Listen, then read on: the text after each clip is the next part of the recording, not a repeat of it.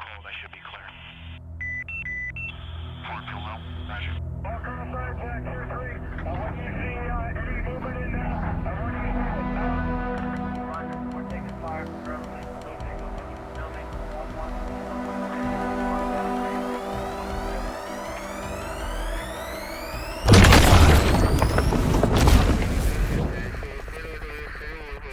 Coming right there. Good Friday, psychos. How are you doing? Thanks for joining us on Tactical Rifleman again. And what we got for you today is I will be discussing my breacher kit setup. I'm an HR breacher, and this is kind of my new setup for now. And I'll discuss the purposes, I'll discuss what's in here, I'll discuss what's not in here and why. But before that, we got to give you a word from our sponsor. Hey, I'm just posting a story on Rifleman, the app. What I like about it is you can do it anywhere. You literally can be anywhere. If you find a cool story anywhere on the internet, BBC, it can be anywhere. It really doesn't matter.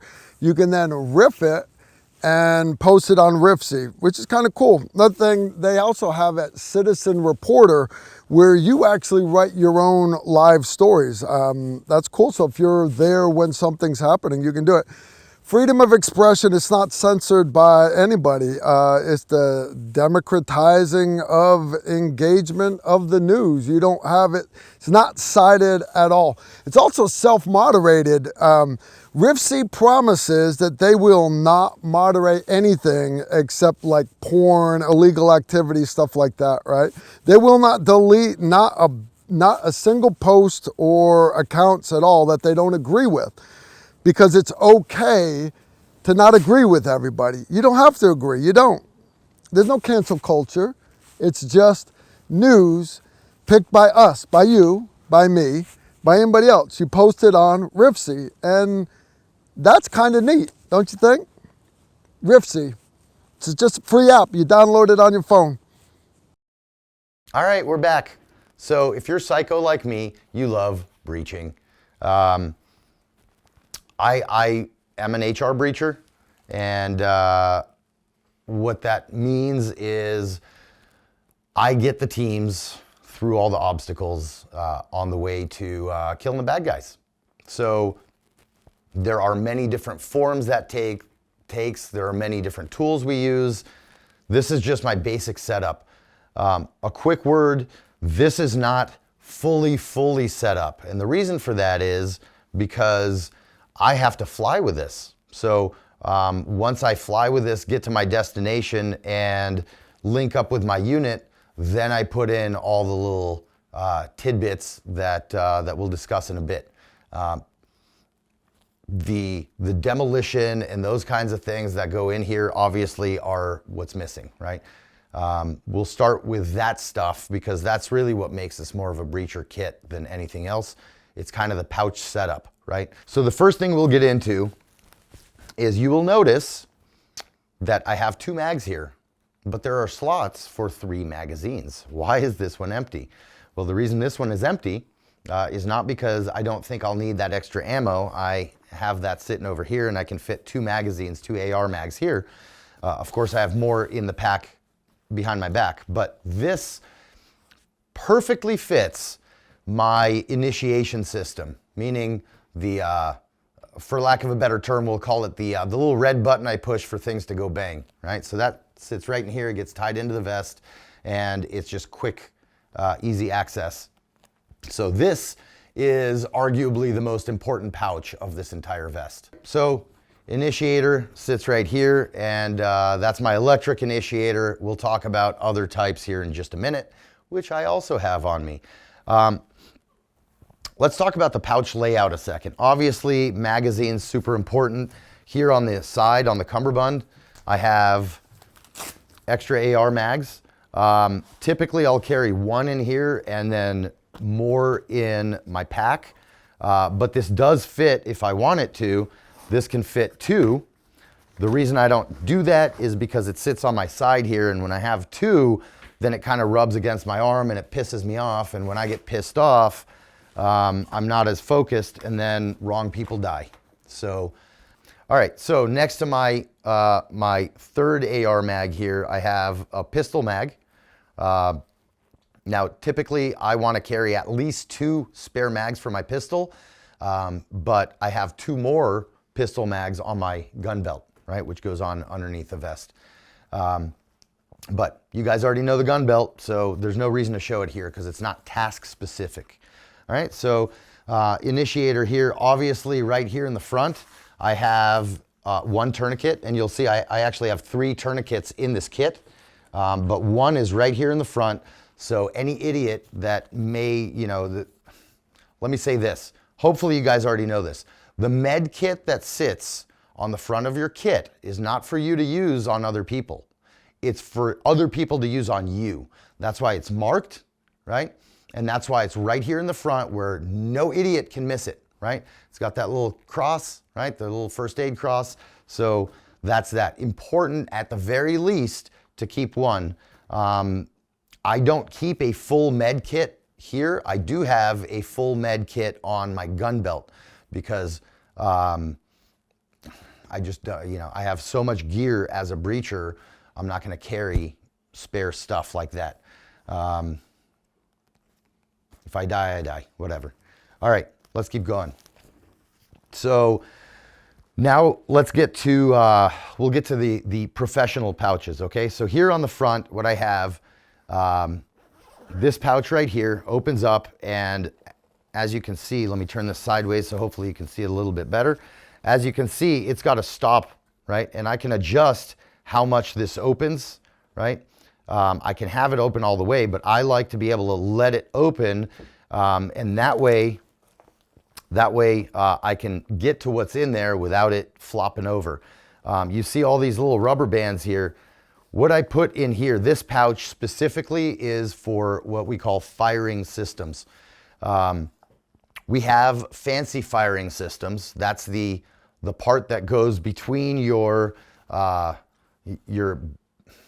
if it's electrically initiated, between my initiator and your main charge. I'm not going to get, this is YouTube, I'm not going to get into demolition and all that very deeply, but that is my profession, and so I'll get into it a tiny bit without hopefully getting in trouble. So my firing systems sit in here, and those are essentially wires and a blasting cap. That's not how we normally operate, but in times of war, you get what you get. And so I have to be able to work with all the systems that a military can provide. So whether it's electrical, non-electrical, or time fuse even, I got to be able to work it all. All right, so those kind of basic, like big army, essentially, firing systems can go in here. The reason they sit here, some people think, oh, well, that's not safe. Look, man, I got 50 pounds of explosives on me. Nothing's safe, right? But safety-wise, the reason I put them here is because right now, all these firing systems that are not supremely safe because there may be big army issue are sitting right on top of my plate. So if this goes off, I'm actually staying safe. I got mags here, which typically don't get affected too much. If blasting caps go off in here, it may take apart these mags, but the bullets typically will not fire. And then I have my plates. I'll talk about the plates here in a little bit. What else is in this pouch that's very important? I have this, technically speaking, this is a tourniquet. It's not really a tourniquet. This is what they use like in ERs and your emergency clinics and stuff, really just to kind of seal off that arm a little bit to make the veins pop out for IVs, right? That's all this is. I don't have this in here for a medical reason. I'm not a medic, I'm a breacher.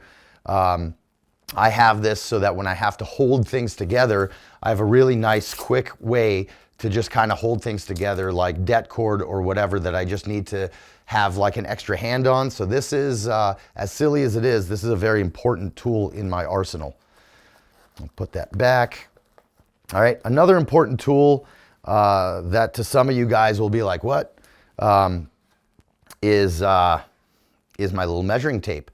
Now, this is like a tailor's tape, right? And it's really long. This is a very, if you're a demolition guy, this is a very, very, very important piece of kit. One, For example, if you're working with time fuse, I want to measure exactly how much time fuse I'm cutting because time fuse, based on the length that you cut, that's how much time you have to get the hell out. All right.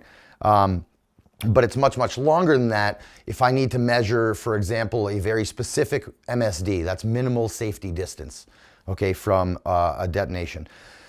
The way I have it rigged up with this rubber band, and I like simple stuff, right? You don't need to go out and spend money on every stupid little thing, right? So the way I have it rigged right now is, you see how there's only one end exposed, and I have the little brass piece on the end.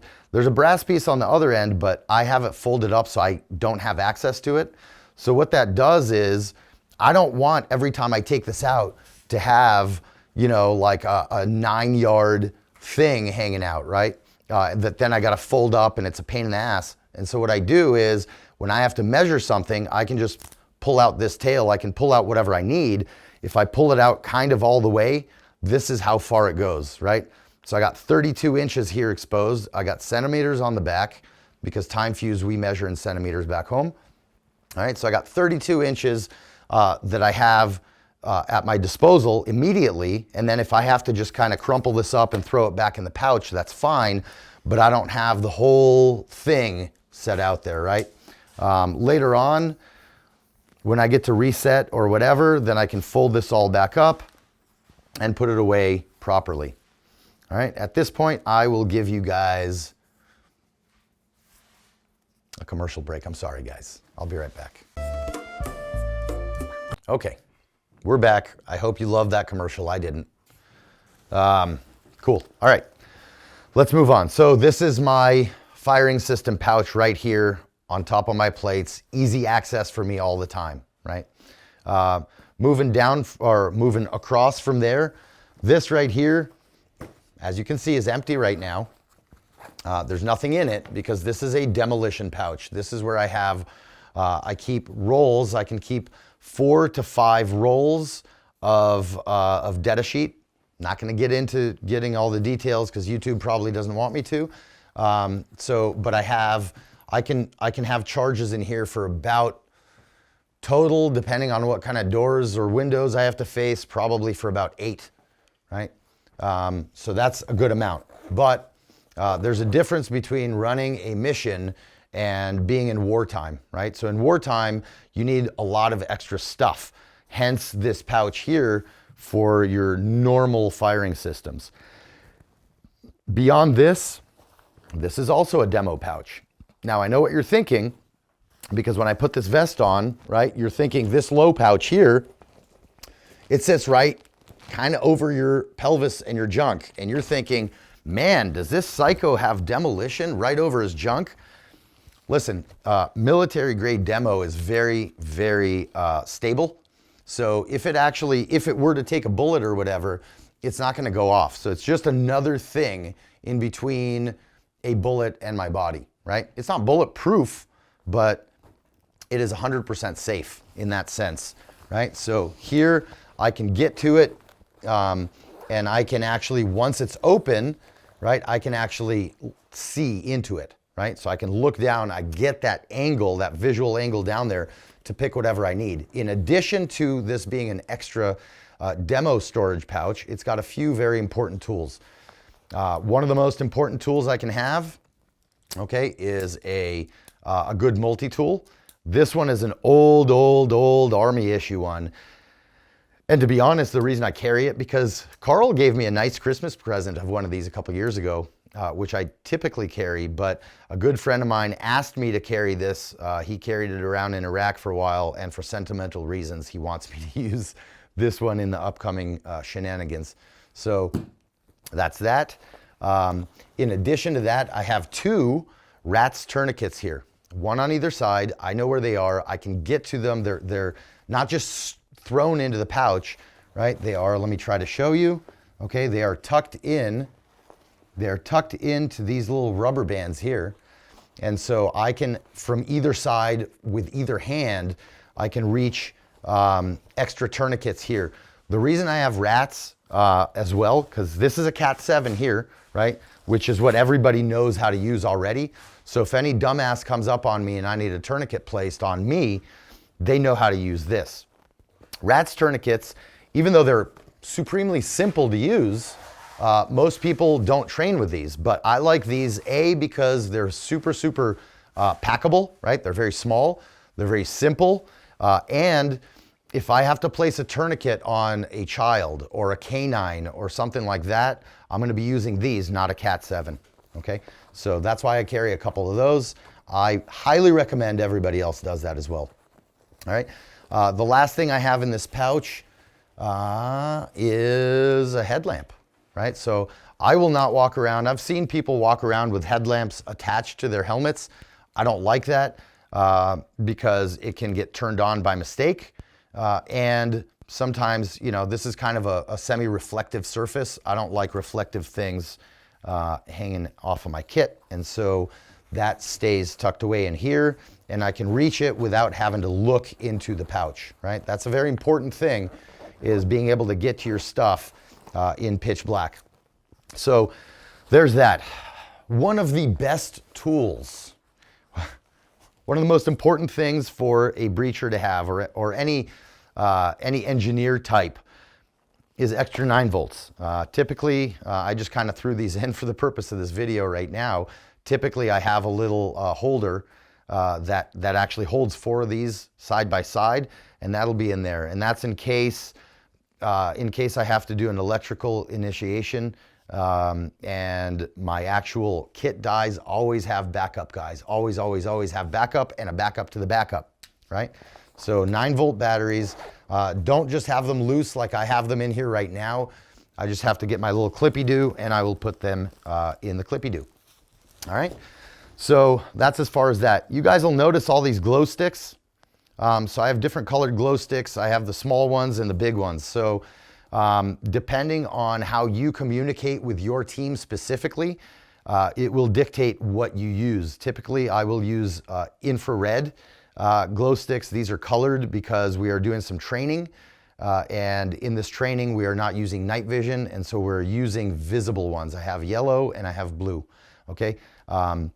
They mark different things. You'll see a lot of operators walking around with some glow sticks like this hanging off their kit.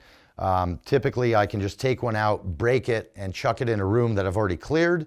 And I can mark other stuff like that for my guys to know where we've already worked, right? We can also carry red ones, and the red ones, depending on your comms with your team, are typically, you know, some sort of a danger. So, or it can delineate, hey, you know, this team's been here, this team's been there. We can color code things, so it's a good thing to do. Moving on, right here I have one thing that I am very proud of. This right here, I made this by hand. This is my design. This is what I call the breacher blade. Let me put it this way. You'll notice this one is not tactical black or whatever. I actually made this as a set for one of my best friend's wedding years ago, and all the groomsmen got these. And so I decided, instead of my tactical Cerakoted green one, this is the one I walk around with. But this is a wonderful tool because I can use it obviously as a fighting tool. It's sharp all the way around. It's got these serrations here for, on this side, for cutting rope and things of that nature, right? If I need something real rough. And then it's got nice sharp edges going all the way around here. Now what you'll notice here is, hopefully you guys can see this. What you'll notice is these little steps in here that I put in, and it does come to a pretty sharp edge here at the front. This is a prying tool. This is for me to make room in a door. For example, if we're working with hydraulic breaching equipment, I can make some room in a door jamb to push in the hydraulic teeth and that kind of stuff. I can break windows open with it. I have actually, and this one has been used by me and by a buddy of mine in combat a bunch. And so it's not a brand new knife, and a closer inspection will show you just how much it's been used. I have broken car windows with this. Not with the back end here, right, which is a striking surface, but I've actually just hammered the blade into car windows, and a few strikes later, that window will break if you know the technique, which we're not going to get into. So I love this knife. It is bomb-proof, pun intended. All right. The way I kind of secure it if I'm jumping or, you know, while I'm on longer stuff is I'll just kind of take this little zipper tab here and I put it over, and then once I get off the helicopter or fold up my parachute or whatever, I can kind of pop that off for faster access to the knife. I have skydived with this knife. I've done all kinds of stuff with this knife in this kit, and this knife will not come out of the sheath there. So that's that. Obviously, I have water. Got to have water, guys. You're going to get thirsty. What I have here is a quick disconnect. And then, you know, if I'm on stuff where this gets in the way, I can just take this out and I can tuck it back into the backpack, which I'll show you here in a minute. That is a part of my kit. All right. So we've talked demo pouches. We've talked med. We've talked ammunition and firing systems. But that's only the beginning of firing systems. On the front, by the way, what I have here, you see that I have my gloves clipped on, my breacher gloves from Ironclad. I love Ironclad gloves, and these are what I use a lot. You've probably, if you've seen a lot of our videos, you have seen me wearing all kinds of Ironclad gloves. You'll notice these 3 fingers are cut off, right? The reason these 3 fingers are cut off is not for shooting. We can shoot with gloves, with full finger gloves. The reason these are cut off is so that I can do gentle wiring and measuring and writing and whatever I need to mess with and really have that fine dexterity of the fingertips, right? So that's very important. The flip side to that, and there's a negative side to having these exposed, which is part of your job as a breacher. I may set a demolition charge on a door, and then the door has not fully opened. And what will happen is I'll get to that door first, and it's my job to literally rip that door off of the frame. And so these gloves, I like a nice, good, full grain leather on the palms, and these are actually padded pretty well here. I have not yet been cut through these gloves. And as you can see, these are not new gloves. I've had them a few years and I use the hell out of them. So I highly recommend them. And by the way, these are supremely affordable. So Ironclad gloves, I love these guys. All right. Gloves, you see I have them clipped. I have a little Molly clip, right? It's kind of like a non-locking wire gate carabiner. They're like 10 bucks on Amazon, guys. You don't need to spend tons of money on stuff like this, right? If this breaks, big deal, but it's not going to break. It hasn't broken for me yet. So important piece of kit. Like you see, I got these on here. These are, I can just tear them off if I need to, one at a time. The paracord they're on will stay. One more very, very important piece that you should have a lot if you work any sort of demolition is tons and tons and tons of electrical tape. Electrical tape. You know, it's all these little things. A lot of people that we talk to are, you know, they focus on the sexy things. Oh, the sexy body armor, the sexy tools, the sexy, all that stuff. Sexy is great, but it's these simple things that make your jobs, make you successful at your job, right? Very, very important. I've never gone on a mission without it, and I probably haven't had a lot of missions where I have not used quite a bit of tape. We also have breacher tape, 100-mile-an-hour tape, gaffer tape, whatever you want to call it, and that's another important piece. And I carry at least a few strips on my leg that are glued to my pants for easy access, and then I'll have a roll. I don't keep it on the roll. I'll set it up and wrap it around. Maybe I'll show you guys that in a different video. So that's the majority of the front here. I will sometimes carry frag grenades depending on the mission. Right now, I'm not set up for frags. This whole side of the top of my plate carrier right here, I keep this open. I will not put pouches here at all because this is where my rifle stock goes, right? This is where the stock goes when I'm firing, just right there, right? So I have room for it to be placed wherever it ends up being. because in combat, nothing is perfect. And so the better your skills are and your muscle memory, which is a term I don't quite like anymore, but everybody understands it. So the better your muscle memory is, the closer you get to the exact same location every time. But combat is combat, and nothing ever is the same twice. All right, so that's that. One more thing that I want to show you on the front. I have this little zipper pouch here that's like a map pouch, okay? And what I keep in here is I can keep some candy and stuff like that. I keep cigarettes in there, and I keep a lighter in there. But most importantly is this little thing right here. What this is my cheat sheet. So it's got all of my minimal safety distances, and it's got all of my what we call schoolhouse solutions. So if I come across a objective that I have to breach, and maybe I'm out of a certain type of charge, or maybe in the heat of combat I forgot what the solution is, which hasn't happened to me yet, but better safe than sorry. So I have all my solutions here in a cheat sheet that I can refer to whenever I need to. And that is a very important thing. It's also got, by the way, it's also got my gear checklist. All right, so right here I have a little checklist. This is laminated. You literally, I will print this, right? I will cut the pieces of paper into the size that I want, and then I essentially laminate each one separately, and then I tape them all together so that it folds much smaller, it's waterproof, and with things like my little checklist here, with a marker, which I have in here, with a marker I can check off what I have, and then later on I can wipe it off for the next mission so that I can keep reusing the same checklist. It's also got my safety briefings and stuff like that I have to give written in there. All right, moving on. Let's talk about the back of this beast. By the way, before we go on, a little commercial and we'll be right back. All right, we're back. Hopefully you enjoyed that.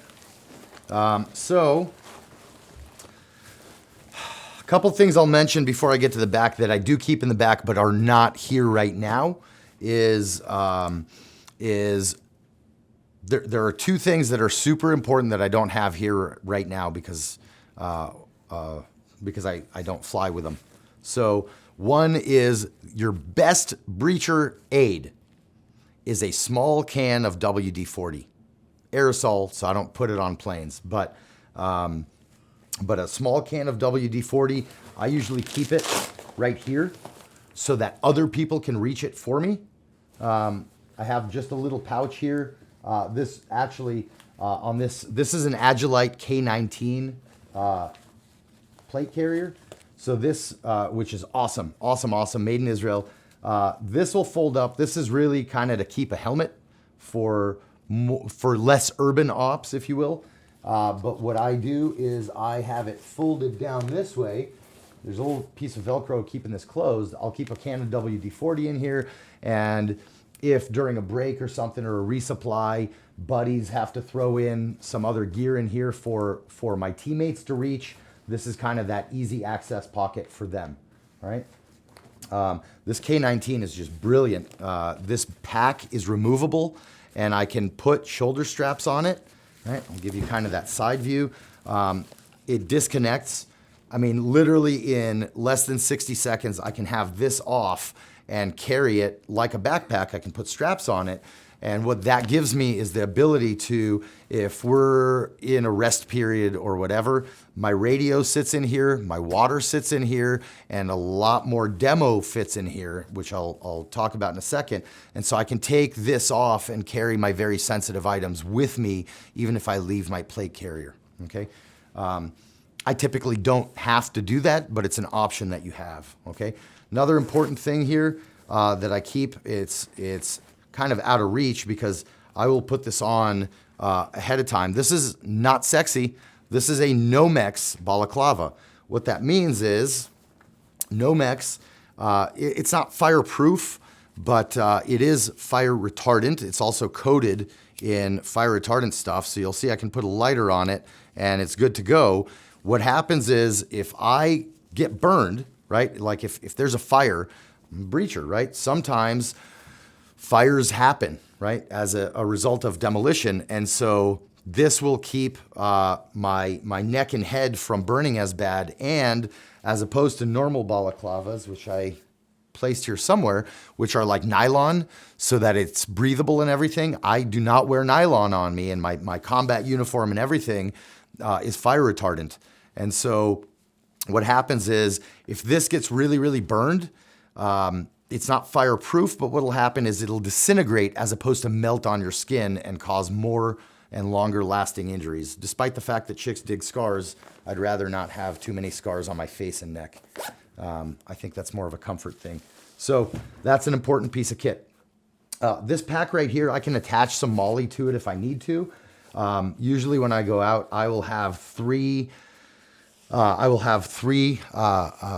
pouches on the back here that are for either my what we call drums, which are a certain type of firing system that we carry, or I can have frag grenades or flashbangs here. Those are for my buddy behind me in the stack to grab a flashbang and show it to me, show it to the guys on the other side of the door. If they're there, they can chuck it into the room.